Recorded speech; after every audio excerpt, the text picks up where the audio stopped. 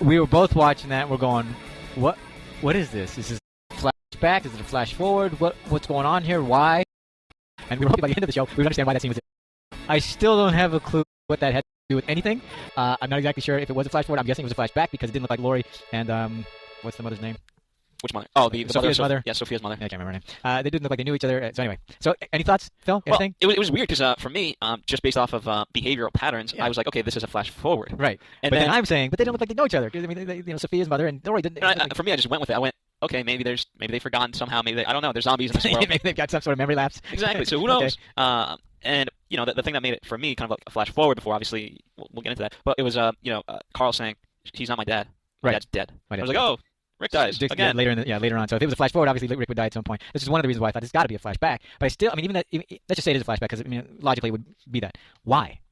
But it wasn't a flashback because why? They blew up Atlanta.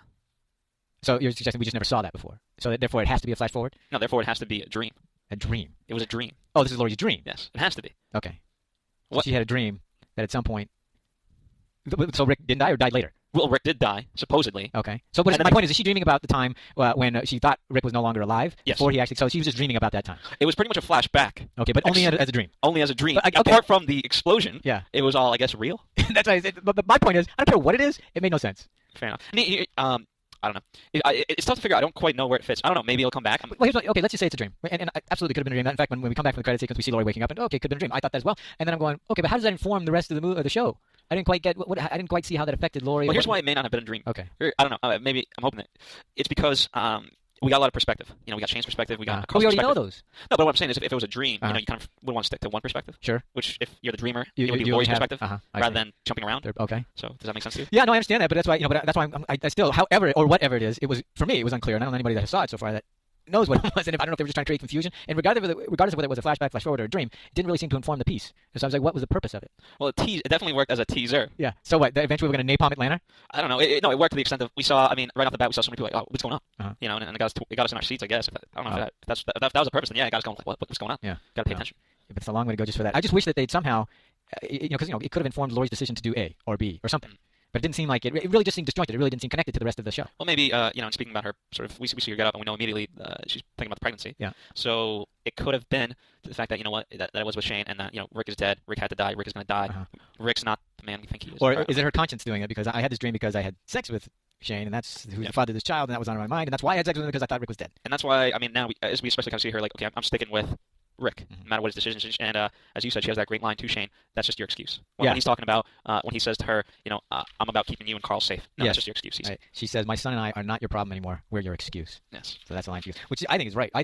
Shane's trying to hold up this idea that he's doing all this for them, and I don't know that it's true. That's why I find him to be a greatly complex character because he's saying the things that you kind of would want something, kind of like in a noble effort. I did this because I had to save the child, and the only way to save Carl was to kill Otis. Yeah. But it had to be done in order to save somebody. And the whole storyline about Shane making the hard choices and Rick not making the hard choices, that comes into play in this particular episode. And I also like Lori's argument. No, you're not making the hard choices. You're taking the easy way out, because the easy way out is to cut and run. Yeah. Is to not put people at jeopardy and not try to do the hard things. But then it becomes a question: what do you do when you're in that situation? What kind of people do you want to be? Do you want to be the kind of people that risk your lives for everybody, or the ones that just say, "Hey, sorry, man, you're too much dead weight. We got to get rid of you." Yeah. So. Well, nonetheless. What was clearly illustrated, I don't know about the opening, maybe it wasn't, maybe now it's starting to kind of make sense to me, but I liked Shane and Rick's argument, and then where Shane says, how many lives can you risk, and Daryl's living proof. Yeah, you made that great connection as we were watching it. The scene, when the first scene we have Rick and Shane, they're out in the woods arguing about how you put people at risk, and the very next scene, Daryl gets put at risk. That's right. Completely. And, John, do you know much about horses and snakes and things like that? I do not, but please share, because I forget what it, snakes are kind of afraid of horses, like when they I stomp. would imagine they would be. Because of the stomping, yeah. But at the same time, horses are afraid of snakes, so they're both equally afraid of each other, so it worked well. It did work well. That was just kind of strange. Snakes don't usually just hang out in the middle of the area. What, the woods? Snakes don't hang out in the middle of the woods? Not in the clearing. They usually aren't hanging out in the clearing. They're usually behind something, underneath something. You don't know that? Yes, I do know that. I mean, that's the one thing about snakes. They don't tend to hang out in the clearing. They go for cover. All right, well, now, I don't know.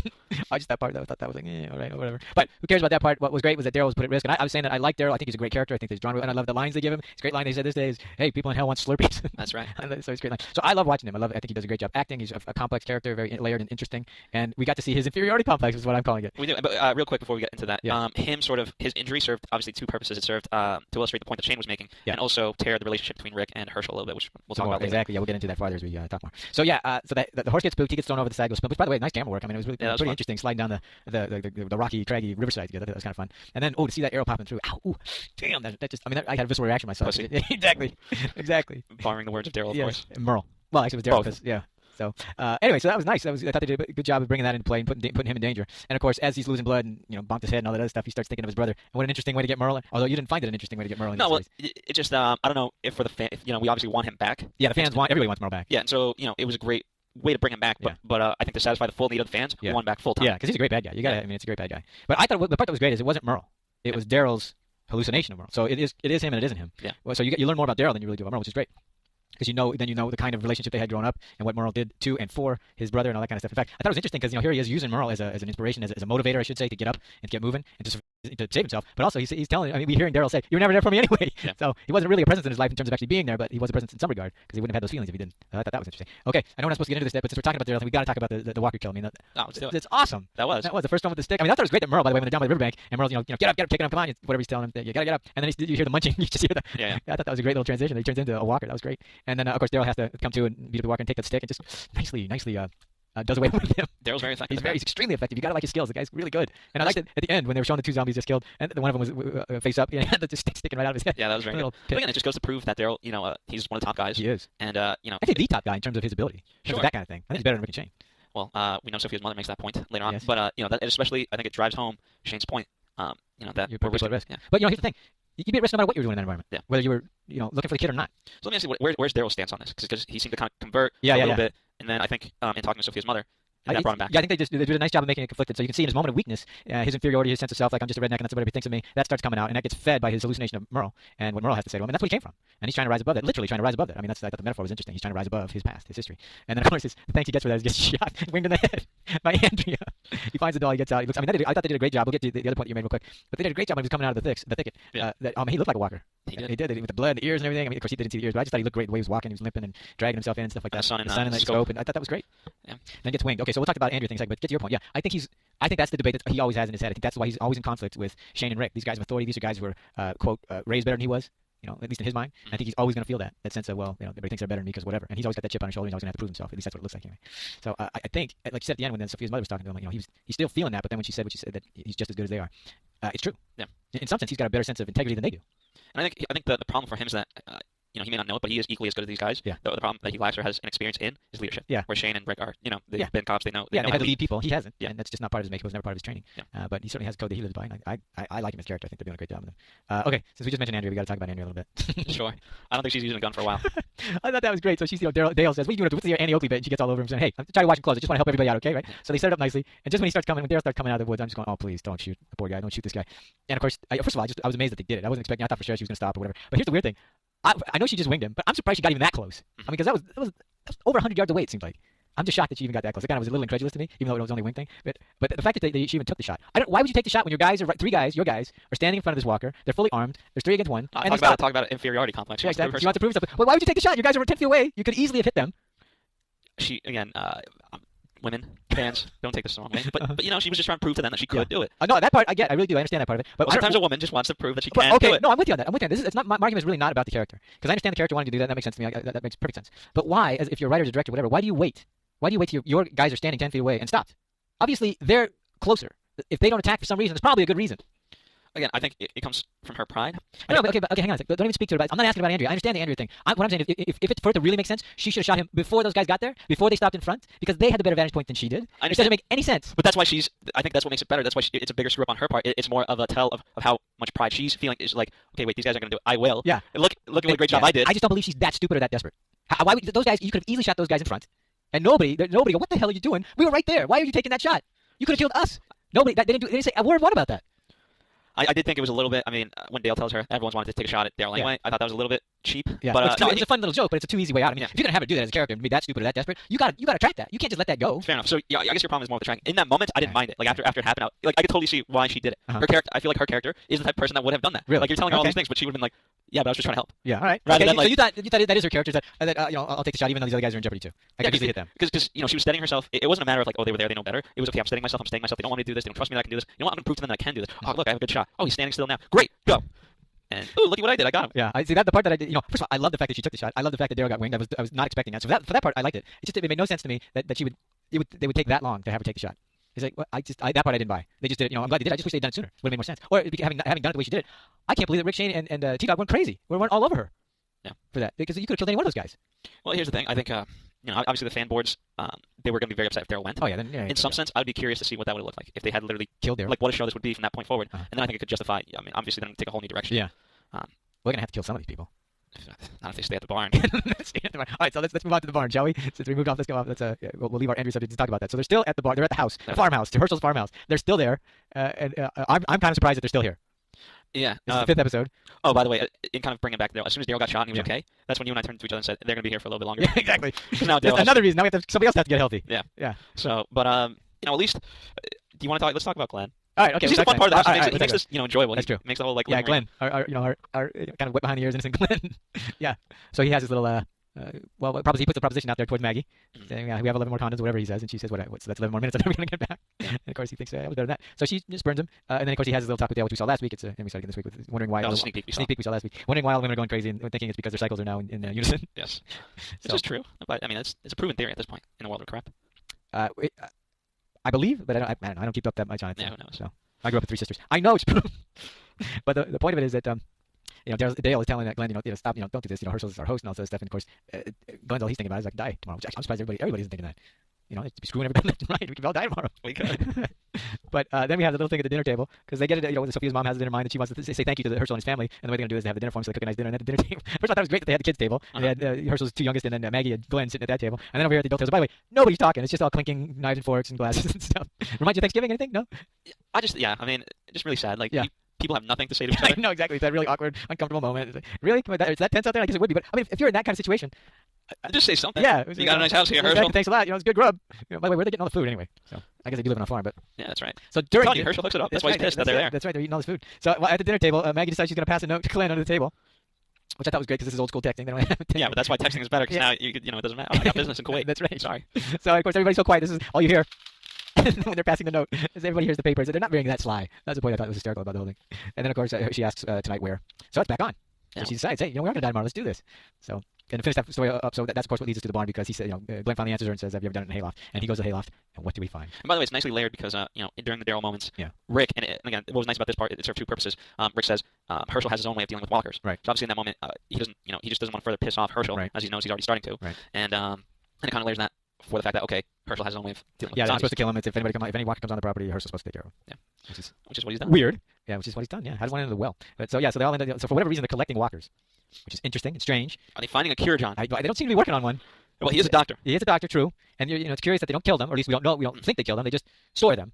And I like that the walkers can't figure out how to get out, and they just kind of mill about amongst the hay. No offense, they are kind of dumb. They are, but it's kind of funny after a while. You think that and then when you look at the barn door, it only has the one. It seemed like it only had the one piece of wood covering the door. It's like, really, that's all it's holding them? That's nice. Okay. Yeah, but don't you just want to think that was Glenn and Maggie? Yeah, are doing it in front of the walkers. What? Yeah. They went ahead and did it. Yeah, and that was just them against the door. So, okay. Oh, yeah, just them against the door. See, that's Glenn. I just want to know that Glenn's good at something. Good at railing? Is that what you mean? Sure. Okay. Yes. Good at sex. Yes. Okay. To spell it out for everyone. Yes. Yeah, that was odd. But we'll get into that about because we got to talk about in terms of predictions. Like, what the hell's that about? And what's that mean? We will. But I mean, we should talk about Herschel. Yeah, Herschel has he's turning into. He's really getting saying that we got to set boundaries with these people. He wants them gone. Oh, he does. You keep your people in line. I'll keep mine in line. All that kind of stuff. And I think they weren't out there welcome for Herschel. Oh, he's ready to have them go. And I'm wondering why. What is it because of, they just take up too much food? Because you got to know they come in numbers in terms of if there is a problem, you got more people that can help handle it. Well, I don't know. Some people get like that. You know what I mean? Or is it because of the walkers in the barn? Yeah, but why not just explain that? I don't know. Obviously, there's some sort of mystery behind that. Yeah, hopefully we'll find that out next week. But I think I don't know. I think obviously we don't want this to happen for the show's sake, but for the sake of them, I would say like let's strike on lines. We'll do what we'll till the fields. We'll whatever you need. Yeah, you got us. That's it. You get cheap labor. Yeah, exactly. So yeah, I would think that the way to handle this would be to band together. Yeah. Oh, you got more wood. All right, we'll build a side house right here. Exactly. Done. Yeah. So I would think that would be the way to go. But for some reason, it's not the way he wants to go. We know water's an issue though. Yeah, water's an issue because they had 4 wells. Now they only have 3. Yes. So I'm sure that's part of it. But it seems like there's enough water resources around there. There's a river. Now, whether or not it's contaminated, I don't know. But yeah, but that's the worst. I mean, come on. All kids drink the damn river water. Yeah. And yeah, they don't die. Sure. I mean, I mean. So we'll see. All right. So you don't live to be 80. You live to be 60. Yeah. Not a At big this deal. point, 60 is like 80 because I mean, seriously, you have to live in that. It's not the age. I mean, it's not the what is it? It's not the years. It's the mileage. So. But just yeah, I mean, it's obviously getting very interesting with Herschel. It is. Yeah, there's a lot of tension there, and it's funny because Rick, Rick's trying to, I guess, it's the Southern way, but this is his place. We got to do it by his rules and all that stuff. Because they're still adjusting to the new paradigm. In fact, he even says that. I don't know. Am I living by old rules? He says it to Laurie, and so he's trying to figure all that out too. Because I'm wondering. Yeah, it is that guy's land and everything. I know you're kind of squatting on it, but seriously, if a walker comes on the property, you don't want us to take care of it. I mean, I don't know that I'm going to hold that. I would probably just dispatch the walker and say, hey, sorry. I think the problem, what I think the show is dealing with is the fact there's just too many natural-born leaders, or people who may not necessarily think of themselves as leaders, but they want to be leaders. Yeah, and everyone that's the problem. Everyone has their own ideology on this new world, so to speak. And so, who do you kind of go with? And rather than compete, Herschel does not want to compete against these guys, and rather than acclimate them, he'd rather just carry on as was. Yeah. And I just think there's probably more to the story because why would you? Because it's just one guy. He has 3. Well, granted, Maggie's 22, but the other kids are younger. One's 17, one's younger than that. So I would think that you would want more people, more firepower, more protection around them. Yeah. Well, again, it seems like Rick's group obviously wants to build a society, a new way of life. Yeah. Herschel just no, F off. We'll help you, but be on your way. Exactly. But and I'm wondering, it seems to me there's got to be more than that. I'm hoping that there's more to Herschel's story that would make him think that. I'm thinking it has something to do with the walkers in the barn. Probably. So. The good news is he's keeping his can going because Glenn's hitting that, so to speak. Thank you for putting a button on it. So. All right. Well, I think we've exhausted that. All right. Well, I guess we have 2 kills. So real quick, just give me which one was a little more. Well, I got to say I like the crossbow. I mean, it's just so effective. The way they literally shot it when they showed it from the profile, and then the walker falls down and he's face first. That was nice. I love the gun. The crossbow. It's just a good. I like it. It's a good weapon. All right. Well, I'll take the other one. Okay. Because it's much more violent and physical. Sure. Well, if there was like 5, I don't want to pick the same one. Yeah, of course not. Anyway, we'll be back with some news and gossip. Want to find out what the AfterBuzz is about? Genesis, the drama corps. This is the divide that is going to carry the series. Give us a call. 424-256-1729. 424-256-1729. It's television, and they want to be as dramatic as possible. I mean, it's experience. You never know what goes on behind closed doors. Find out why AfterBuzz TV is the #1 source for after-show content. Now, in the eyes of Jimmy, Nuffy is a villain. 424-256-1729. 424-256-1729. I mean, who would you rather hear that from? Your husband or your best friend? The wig. When the TV show is over, get your AfterBuzz on. AfterBuzz TV News. All right, Sean. Yes. So you had some news and gossip as well, so I'll let you share first. I did. Well, about the soup, right? Oh, that, yes, of course. Last week's episode made it on the Talk Soup. Joe McHale was speaking about Laurie's little jaunt out to the field where she decides to top squat. And just like we were talking about it last week, we were wondering why she decided to go outside for this natural relief, so to speak, rather than to stay inside and use the plumbing indoors, or at least just use the bathroom. And they had it on the Talk Soup. That was kind of fun. They made fun of it as well. So we weren't the only ones that thought it was strange and weird and unusual for her to do that. I know. Well, for those of you who are fans of the comic book, you know this, but Shane is actually out-surviving his comic book character. Whoa. Yeah, so... I didn't know this. So this comic book character, when did this comic book character die? Let's see. Trying to read it. Don't really know. Exactly. So he didn't make it into the second season, so to speak, huh? Yeah, I guess I don't really know how comic books work and how you equate that, but that's what people are saying. There's a little bit of gossip that I'm finding interesting. The blogs are afire with everybody calling this, what is it, they're calling it the season of Finding Sophia? Yeah. Searching for Sophia? Yeah, that's what the people are saying. Yeah, I don't think a lot of the fans are happy about that. No, they are not. I think it's interesting that you were making the point that we were stuck at this farmhouse for a while, for 4.5 episodes now, or whatever it is. Yeah. And wondering how long we're going to do. At least 1, probably 2 more. It's half a season, so to speak, and we're in this one location. And we were saying, oh, this is kind of an easy thing to film now because we're all in one location now. Yeah, I mean that's why I like the teaser because it showed some action, Yeah. It showed, and that's why I wanted it to be a flash forward because it showed some promise. Yes. A darker day, right? As they don't say. Yeah. And they had the nice helicopters going on and everything. That's why we were looking forward to some stuff. Exactly, but in this house, I don't know. Again, I feel like the way you want to go. Should we just get right into predictions? Yeah, that's what we're talking about. So. And now your AfterBuzz TV predictions. So again, it's kind of like the typical video game online where you basically people would be storming the castle and you just be shooting them. Yep. So that's what kind of has to happen, at least for me. Yeah, if they stay here, they've got to do that. Yeah, they have to get them out. I like your idea that Herschel may be doing some tests on these creatures. Maybe. He's a doctor. He's a doctor. He's a vet, but these are kind of like animals at this point. So humans are animals. Yeah, but he doesn't have any biology with them or any kind of training. He's mad that the antibiotics are going quick. Why does he really need it? You know what I mean? Yeah. The show's smart enough to be double layered. You know what I mean? Yeah. It's not that he's mad solely because we may need antibiotics in the future. No, I think he's also using them. I think he's trying to find some sort of cure or whatever. Yeah, but we haven't got a hint. I mean, he hasn't really had time to, or at least we haven't seen him. That's why he wants them out. Yeah, it could be. That's what I'm wondering. I'm also wondering how does he do that?